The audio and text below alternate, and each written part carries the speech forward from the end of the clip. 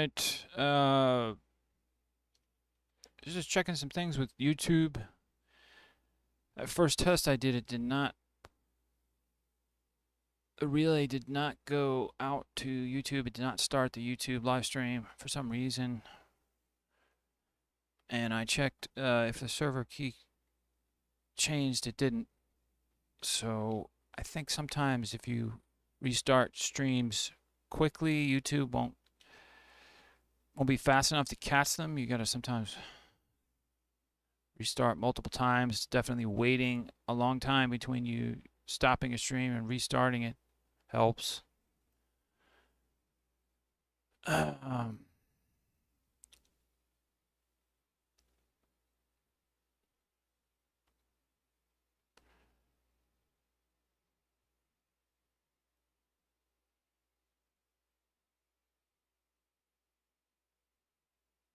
Yeah. Check. All right, my mic's on. And stream Twitch looks fine. Probably should try to get Twitter live working. That'd be good. But I want to go over this Garlinghouse article. Let me actually gonna have to switch over live here.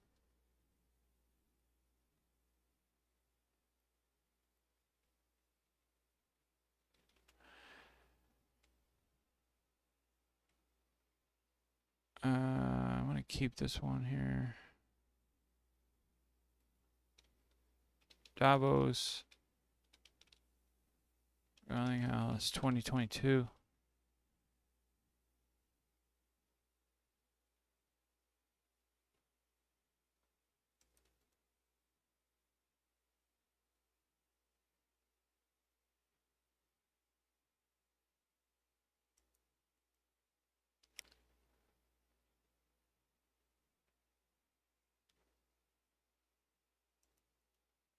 I'm going to start with this one. I might have to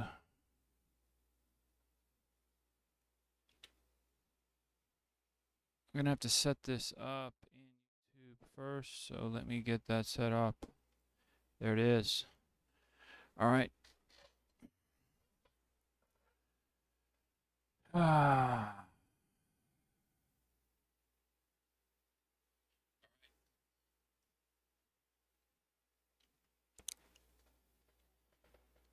So this is coming from cryptoglobe.com.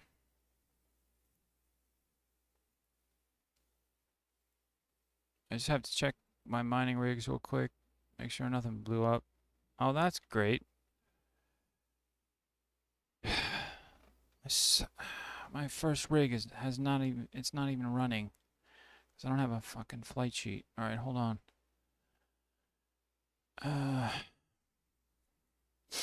Just get this rolling. All right, so from cryptoglobe.com. On Tuesday, Maria Bartiromo, can never pronounce her name. She's the anchor anyway on CNBC with Mornings with Maria.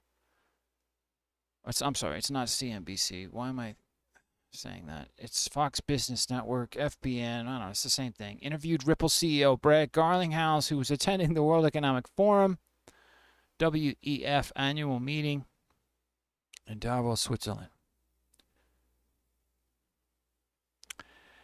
During this interview, Bartiromo asked the Ripple CEO to share his thoughts on the crypto market. Garlinghouse replied, well, two quick thoughts on that. There's no question there's been a lot of turbulence to the crypto market. I think if you zoom out, though, over the last 2 years, you have to remember that Bitcoin was at about 8,000 2 years ago, and today it's at, as you just pointed out, around 30,000. So, yes, in between there, it hit 60,000, but this is a new market. I think there's certainly been a lot of excitement about what's going on in the market, and then sometimes that excitement gets ahead of the reality. For Ripple, we've been very focused on how do we use these technologies to solve real problems for customers, and those are the kind of solutions that I think will scale regardless of what's happening to the turbulence and volatility of the market.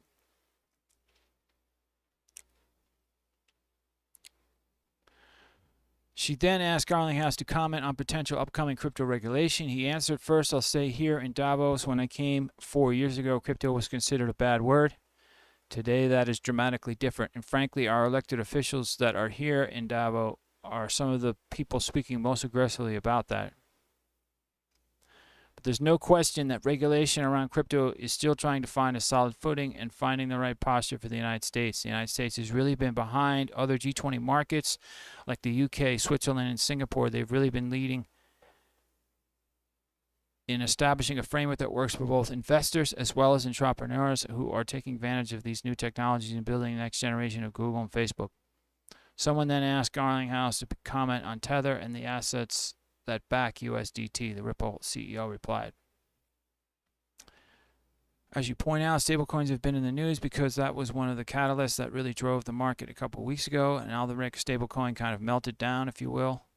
Tether is considered a dollar-backed stablecoin. I'm not personally involved with it, so I don't know exactly how they are sharing those financials, but I think now more than ever, the transparency that companies like Ripple have championed across the crypto industry are critical. That transparency for Tether, I think, is to really make sure the people participating, people buying, have access to whatever financial information they need to feel comfortable that, in fact, it is dollar-backed. I think the whole industry needs to be more transparent. I think that applies to Tether. I think that applies to the whole industry. From the earliest days, Ripple and the XRP community, we tried to lead by example. We really tried to be the adults in the crypto room, and it's the reason why I've come here to Davos and met with finance ministers from around the world, CEOs of banks around the world, to talk about how these technologies can actually solve real-world problems and reduce costs and improve the efficiency of particularly cross-border payments. An area that here at WEF they care a lot about, and population that's paying for the most for remittance costs that they can least afford. He's talking about he's got to be talking about, you know, countries like Bangladesh, what have you, very impoverished countries. They may go, workers from Bangladesh may go to United Arab Emirates, they may go to the UK, United States, wherever, and then they're sending money back using XRP. And it's fast and it's affordable. It's a digital token that moves fast. It doesn't have, you don't have the Ethereum gas fee issue. It just works. It works fast and it's affordable. That's why I was a bit taken aback. And I'll see if I can find some articles on this. But as I was mentioning earlier, I saw some headline where United States is going to create CBDC and use the SWIFT banking system to support transactions, which makes no sense. I'm going to check this video out real quick. Let's see how long it is. Joining us right now is the CEO of Ripple. I'm going to let this roll for a little bit because I really want to see if I can find some information on that article discussing a U.S. Fed CBDC and the SWIFT transaction system. Brad Garlinghouse. Brad, great to see you. Thanks very much for being here. Maria, good to be back. Will you assess the market for us? All of this massive decline in the last 6 months or so. How has that impacted perception and the reception of investors? How do you see the market right now? Well, two quick thoughts on that. I mean, there's no question there's been a lot of turbulence in the crypto market. I think if you zoom out, though, over the last 2 years, you have to remember that Bitcoin was at about $8,000 2 years ago. And today it's, as you just pointed out, around 30,000. So, yes, in between there, it hit 60,000. Look, this is a new market. I think there's certainly been a lot of excitement about what's going on in the market. And then sometimes that excitement gets ahead of the reality. For Ripple, we've been very focused on how do we use these technologies to solve real problems for customers.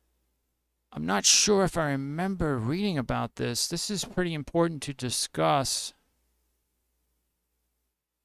I'm going to start out with this one first.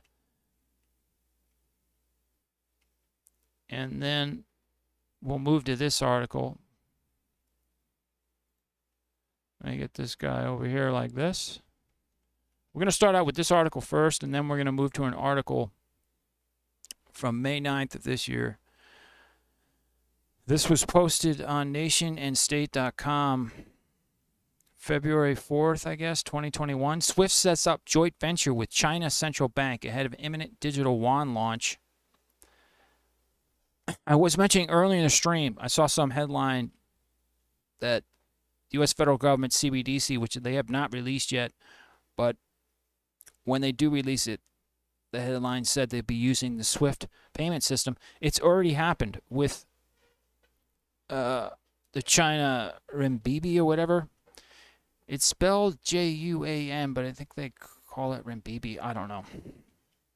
I call it the digital yuan, but I don't know if that's the correct pronunciation. Anyway, SWIFT sets up joint venture with China Central Bank ahead of imminent digital yuan or renminbi launch. It's been a long time coming, and now it's almost here. Granted, this was posted last year, the beginning of last year, February. Back in August, reported that China's commercial ministry had released fresh details of a pilot program for the country's central bank digital currency, CBDC, to be expanded to several metropolitan areas, including Guangdong, Hong Kong, Macau, Greater Bay Area, Beijing, Tianjin, Hebei region, and the Yangtze River Delta region. This was the inevitable culmination of a process which started back in 2014 when, as we reported at the time, China readies digital currency, IMS says extremely beneficial. Sorry. Fast forward a few months when China's preparations to roll out a digital yuan gathered pace, and we reported in October that China was poised to give legal backing to the launch of its own sovereign digital currency, cementing its trailblazer status in virtual currencies far ahead of other countries after already recently experimenting with large-scale trials of actual payments by consumers, which was met with mixed results. Specifically, the Southern China Morning Post reported that the People's Bank of China published a draft law on Friday that would give legal status to the digital currency electronic payment system, and for the first time, the digital yuan has been included and defined as part of the country's sovereign fiat currency. The design framework for the digital yuan had been released 1 year ago on the heels of Facebook's ambitious but disastrous Libra token rollout. After founding corporate partners split for lack of confidence in the project and on fears U.S. federal regulators would seek to block it just as they did encrypted messaging company Telegram's cryptocurrency. Telegram's Gram cryptocurrency. The draft law would also forbid any party from making or issuing yuan-backed digital tokens to replace the renminbi in the market, the SCMP said. This in turn brought us to the so-called Shenzhen case study when in October of 2020, China was the first nation to hold a trial run of its digital currency when the government in Shenzhen carried out a lottery to give away a total of 10 million yuan. Winners were required to download a digital renminbi map in order to receive a red packet worth 200 digital yuan, about $30, which they can then spend at over 3,000 designated retailers in Shenzhen's Luhu district. This is just a whole trial pilot program, and I think they were definitely giving these consumers only 30 days to use the money. But that, in my mind, is a real long-term goal for the CCP, where they can have complete total control over their citizens, literally giving them this digital yuan with a monthly expiration date at some point, expires in 30 days or so. They have to spend it, and all of their purchases can be tracked. Total and complete surveillance at the financial level. China already has more cameras, it is believed, than any other country on earth for surveillance. But moving further in the article,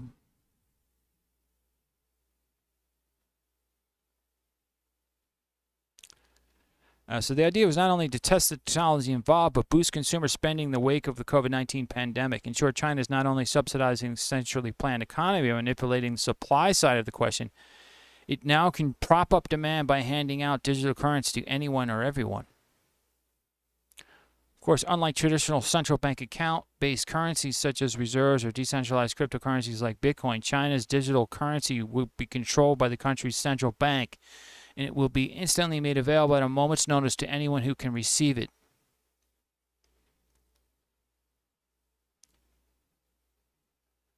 Still, one thing was missing, a stamp of approval by the gatekeeper of not only the global payment system, but the protector of the dollar reserve system, SWIFT. But as of this morning, China has that too. As Reuters reports this morning, SWIFT, the global system of financial messaging and cross-border payments, has set up a joint venture with the Chinese Central Bank's Digital Currency Research Institute and Clearing Century in a sign that China is exploring global use of its planned digital yuan. Now, this is important. This happened before the invasion of Ukraine by Russia, but China was already setting up SWIFT payments, working with the SWIFT global system for payments last year, well before the invasion by Russia into Ukraine.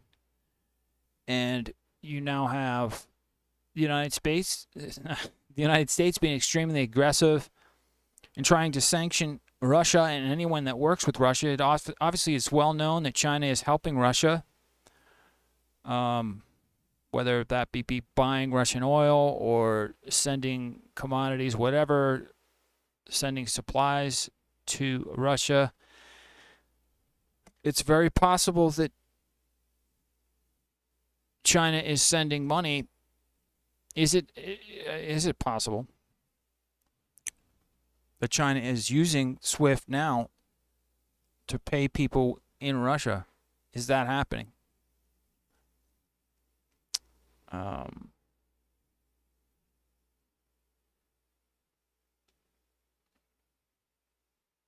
So, as Reuters reports this morning, SWIFT, the global system for financial messaging and cross-border payments, has set up a joint venture with the Chinese Central Bank's Digital Currency Research Institute and Clearing Century in a sign that China is exploring global use of its planned digital yuan.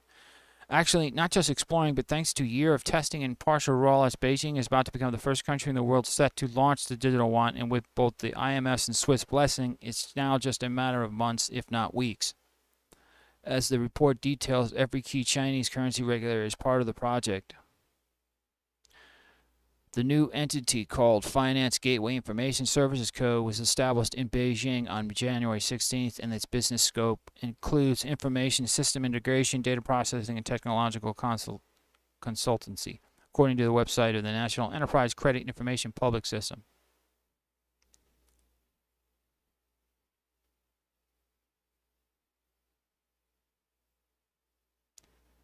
I just don't understand how SWIFT handles the digital aspect of it. It's just, I'm sure you could use a digital central bank digital token or central bank digital currency, and you can use it with SWIFT. But in my mind, unless SWIFT, and I haven't heard anything, and the last I heard was that XRP was basically almost at the point Ripple, the parent company, create some kind of deal to buy SWIFT, take it over. So XRP's already created the digital token replacement, the digital token network system. They've already built it that can replace SWIFT.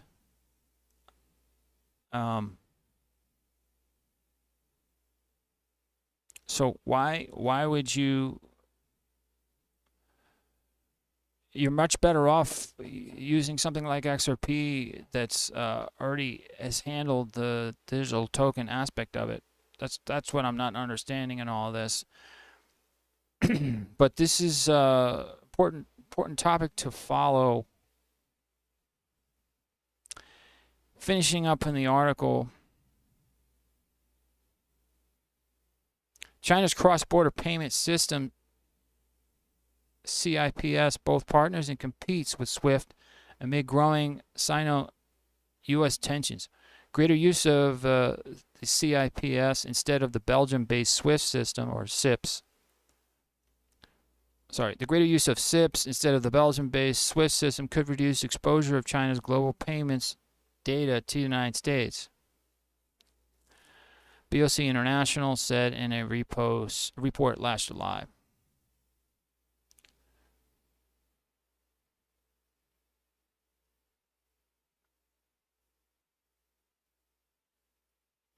China, where a far-reaching trial is underway, is a major exception. They've made, all these central banks are waiting for the introduction of central bank digital currency.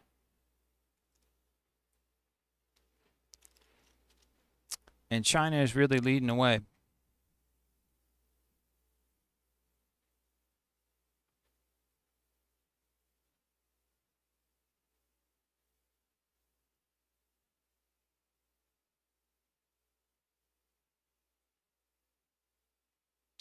This is another excellent article. We're just going to go over it briefly before we move to that more recent article. How the Chinese use illegal online gambling and tether to launder over 1 trillion yuan.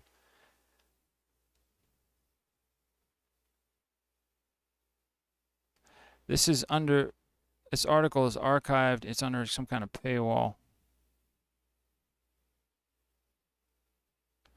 I really don't want to register this. Let me just do a search.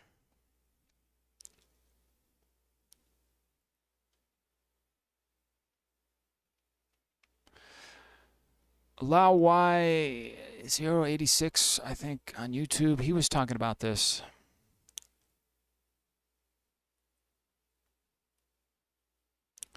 So this is from the watchtowers.org, and how the Chinese use illegal online gambling and tether, which is tied to Luna, to launder over 1 trillion in yuan. And here you have it. Nobody's mentioning this. Tether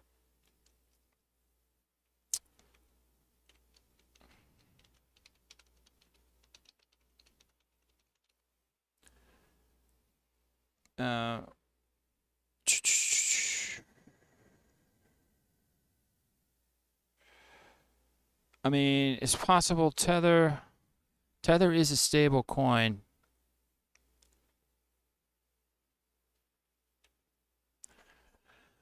But could it be the next stable coin? Luna is pegged to Terra, which is very similar to Tether.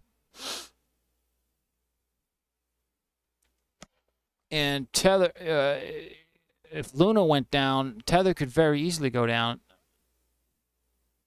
China uses the USDT to launder massive amounts of yuan to other countries.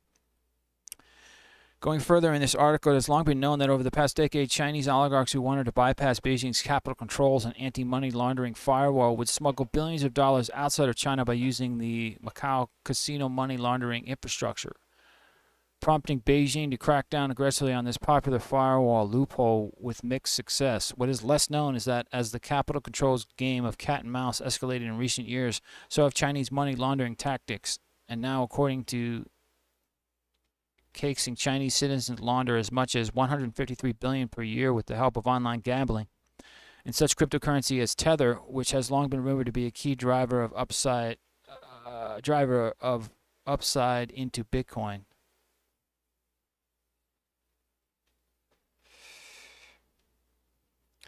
Let me post this.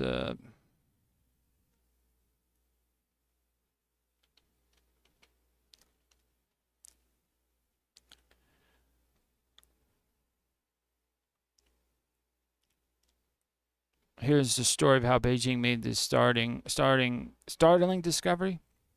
A migrant worker from the northern Chinese city Baoding loaned 3 credit cards under his name to friends to offset 2,500 yuan of debt he owed. He never imagined he would later be arrested for illegal sale of credit cards that were used by criminal groups to launder money for online gambling. This arrest was a part of the Chinese authorities' nationwide card-breaking campaign, an operation to crack down on illicit bank card transactions and bank card sales to combat telecommunications fraud and cross-border online gambling. The campaign aims to cut off links between mobile phone SIM cards and bank cards and users who are not the registered card holders. Also included are online payment accounts such as Tencent's WeChat Pay and Alibaba's Alipay. This new type of crime has created an illegitimate industry employing 5 million to 6 million people involving information technology, payment settlements, and operations, according to an IT department official at the Ministry of Public Security. In the first 9 months of 2020, police cracked down on 1,700 online gambling platforms and 1,400 underground banks, involving more than 1 trillion yuan of illegal transactions. In the cross-border online gambling chain, mobile payments play an increasingly important role as the front runner in mobile payments. China has been aggressively promoting payments via mobile phone scans of QR codes, a type of barcode. In China, even a street vendor owns a unique QR code for receiving mobile payments. The convenience associated with mobile payments has also attracted criminal gambling groups.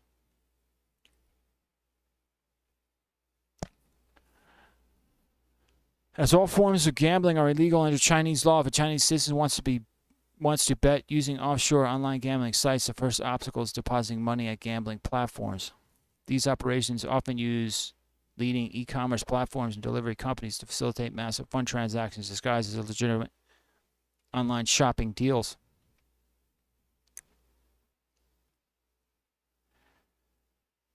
So it's basic. I mean, a lot of these transactions are happening over mobile.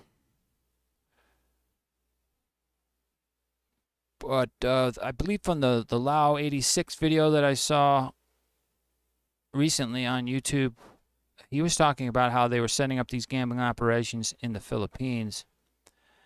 And I do believe I thought there was, maybe it's not part of China or something, but there is an area in China that it's kind of like the Chinese Las Vegas.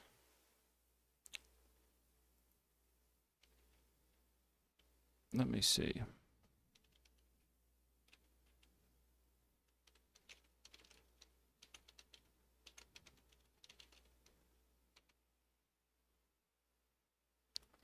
All right, so that's the main gist of it. Casino gambling is illegal in the majority of mainland China, but legal in Macau, the world's biggest gambling hub.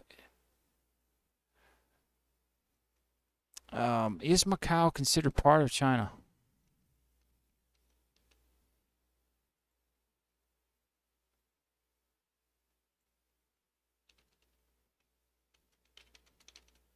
I think it's just an island.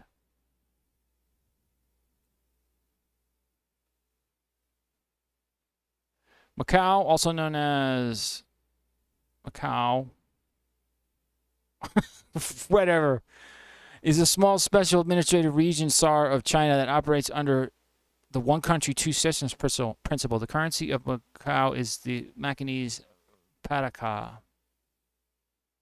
The official language is Portuguese. Is Macau a country or part of China? Macau, special administrative region of China on the country's southern coast. So it's just seen as a special administrative region. And it's way down. It's near Hong Kong. It's not a big area.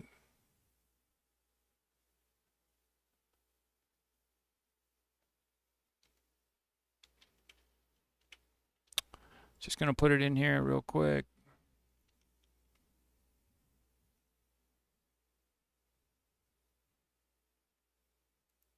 There's a big old picture of it.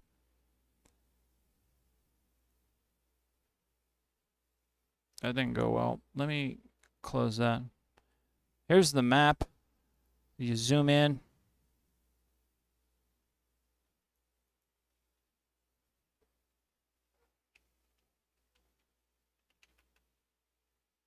I guess I can't zoom in. I guess I could do that. That's it. Kind of hard to see on the stream unless maybe you're on a desktop. But even then, it's a really small area that juts out of mainland China, not too far from Hong Kong. And it really is just basically a place for the CCP, if you're part of the Chinese Communist Party, you can, or you have connections to the Chinese Communist Party, you can gamble in Macau. But a lot of these operations went over in this watchtowers.org article are like happening in the Philippines or Chinese mainland users using their mobile phones and stuff. And it's absolutely massive, and it's one way that the Chinese are leveraging U.S. stable coins such as Tether that are pegged to the U.S. dollar.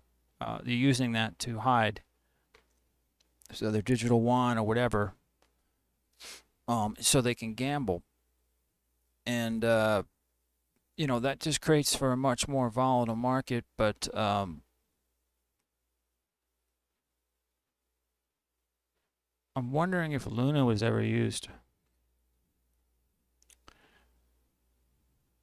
I know Tether definitely has some kind of CCP backing. But as I've mentioned in past streams, it's extremely risky to crypto markets are still volatile. Extremely risky to buy into crypto stable coins. You're much better off investing in Bitcoin.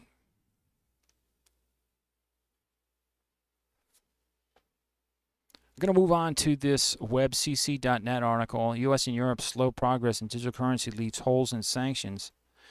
So, as I've stated in the past article, China, CCP has moved ahead of just about every country out there. I know Nigeria has officially launched a central bank digital currency, but they don't have the backing, the investment. The West has poured trillions of dollars into China. All for naught. All these Western countries never even got true access to Chinese market, with maybe the exception of Apple, which had to pay like $170 billion to gain access to the Chinese market. That's how desperate corporations are to get into the Chinese market. The Chinese market has the biggest internet market in the world, well over 300 million. And all these Western corporations are dying to get into it, and they'll never be able to access the Chinese internet population unless the CCP were to fall and some type of new, more open, transparent government replaces it. And a lot of people think that's a long shot, but who knows? So reading from this article, the sanctions against Russia show how far behind Western governments have been in developing digital currency and how that lag could weaken future blacklists.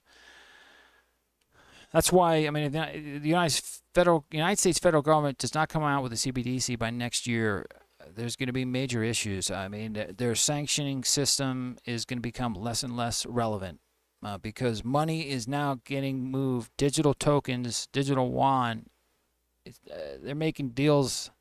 CCP's in China is making deals with SWIFT, the existing worldwide payment system. They could be making deals with XRP.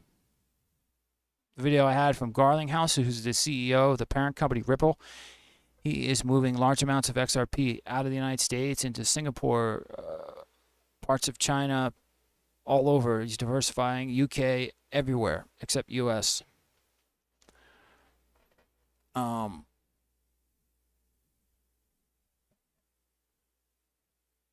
I do believe that CCP is going to is trying to build their own systems, their own replacement for SWIFT.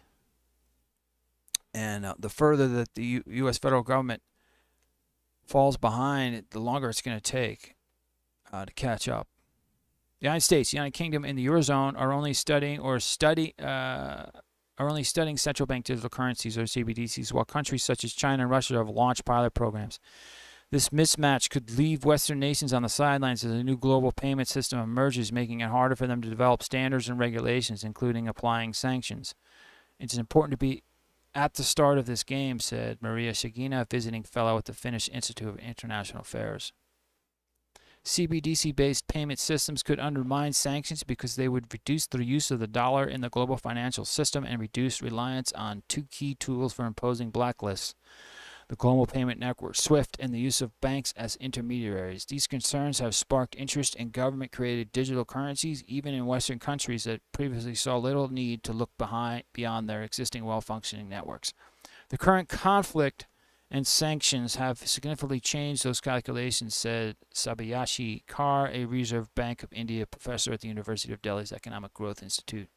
The U.S. government is now examining how far CBDCs could contribute to sanctions, evasion, and other crimes, and potentially pose a threat to the nation's central role in the global financial system. President Joe Biden's executive order in March, which prompted the work, also placed urgency in developing a potential U.S. CBDC, yet the nation has yet to decide whether to issue one. The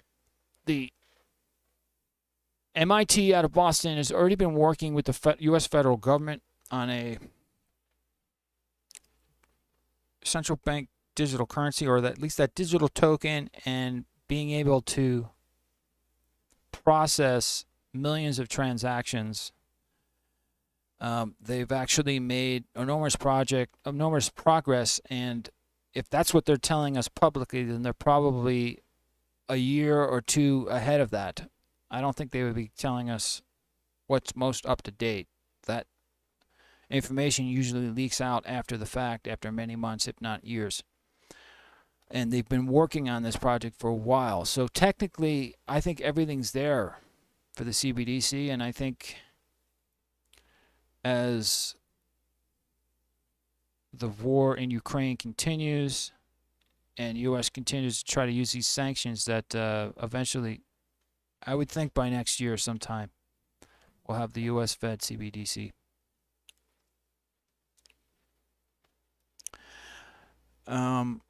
Earlier this year, Russia launched a pilot of its digital ruble. I'm going to put this in the chat. Anyone wants to check this out? But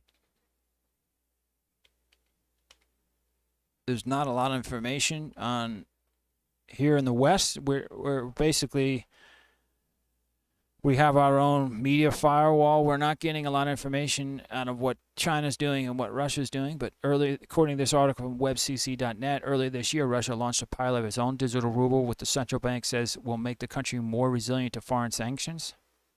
A CBDC could be more successful in this regard than previous go-around attempts, such as Russia's financial message transfer system or China's cross-border interbank payment system, which is basically SIPS, which I talked about in the previous article, because it has the potential to operate outside the banking sector, Carr said. Sanctions on Russia will also accelerate work in China on its own ECNY program, according to Shirley Zhu, a political economist and fellow at the Ash Center at Harvard Kennedy School.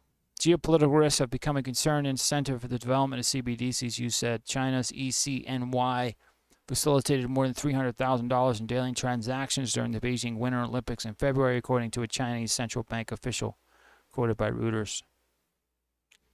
China is already working with countries like Thailand and the United Arab Emirates on a cross-border CBDC payment network known as mBridge, which could potentially compromise the effectiveness of international sanctions.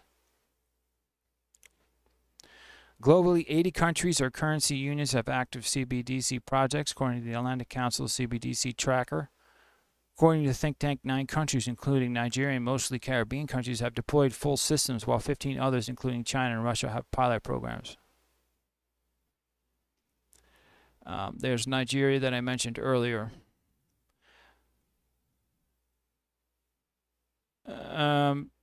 Most of these countries that have deployed CBDCs do not have large economies, but obviously they're getting ahead of the game.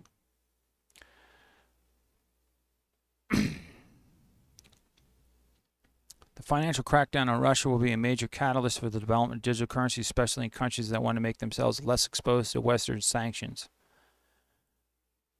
Yet the United States retains key advantages that could offset the slow development of a CBDC.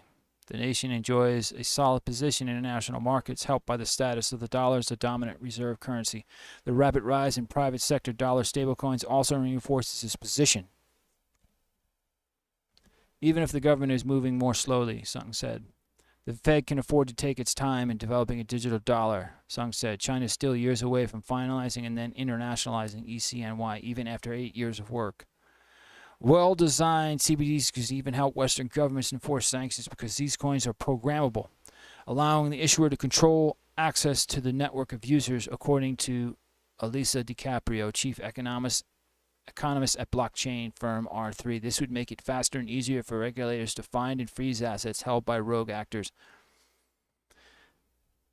So the programmable aspect, I don't know if that would be implemented when the federal government, U.S. federal government, does issue a CBDC in some type of smart contract like programming transactions, but obviously that's what a digital token is. It can be programmed. And that's why, why use this Swift-based system? You're better off, Swift. XRP's already solved that digital network, the programmability, all that stuff. So I'm wondering, with the growth of CBDCs, will XRP be used, especially for some of these smaller countries, to come up to speed faster? They could easily adopt XRP as a bridged token for CBDCs, and they could get up and running just like that, and just piggyback off of what Ripple has built network-wise with XRP for transactions worldwide.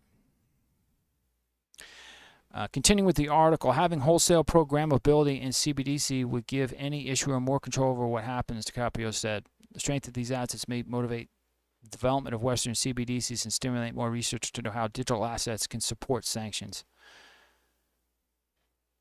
We'll have to see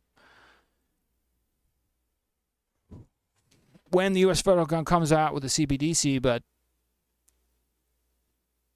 all the research that I've done, the only thing that I can found publicly that's been stated is that the United States has been working with MIT. They do have a project in the works that can do millions of transactions per second very fast, just at the digital token level.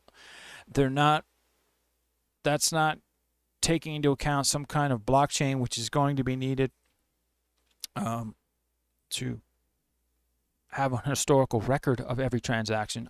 Obviously, a government like the United States is definitely going to want that. They want to be able to track everything. And then the programmable aspect of it. Once the U.S. federal government does issue a CBDC, they can... hold on a second.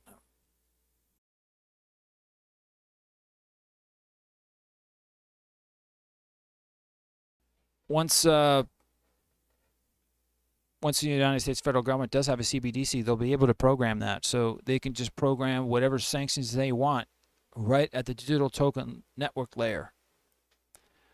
So think of an Ethereum smart contract or a Bitcoin smart contract. Ethereum obviously is the first crypto market to have smart contracts. It's the most developed, most mature smart contract system. But all the major major crypto platforms are now utilizing smart contracts. Cardano, Solana, on and on. Bitcoin is now adopting it.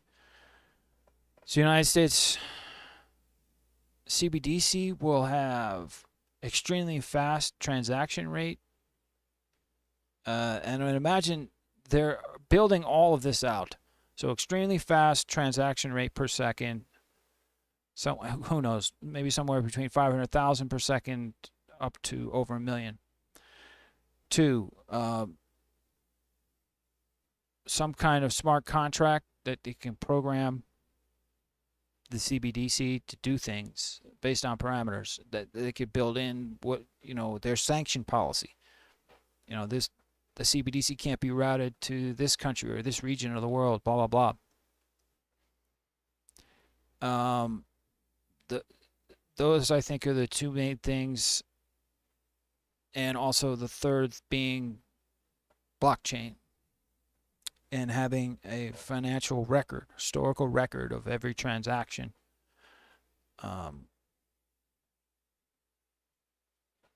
For a U.S. federal CBDC. Also, when I last reported on MIT working on that CBDC project with the U.S. federal government, there was a developer from Bitcoin who was actually working on in the MIT project. So there's no doubt in my mind that U.S. federal government is going to take the work that's been done with Bitcoin, Ethereum, or what have you, all the major crypto platforms, but especially Bitcoin, I would think, and maybe Ethereum to a certain degree, they're going to analyze that technology and incorporate it into a U.S. federal CBDC. So that can be fully tracked, that it's programmable with smart contract-like functionality, but on a global scale, and a blockchain to store every transaction, an extremely detailed historical record of every transaction, the starting point and end point, where the money came from, where the transaction originated, and where any exit points will all be there. I think that's why the U.S. federal government is taking its time. I would sure Canada's probably going to come out with a CBDC before the U.S. federal government. Canada's crypto market, its ETF market, is already like a test bed for the U.S. federal government. They're sitting back, seeing how it goes with Canada's market and the Ontario Security Commission, I believe, the OSC. And probably we'll see a Canadian CBDC before the U.S., and they're going to look at how it goes for Canada.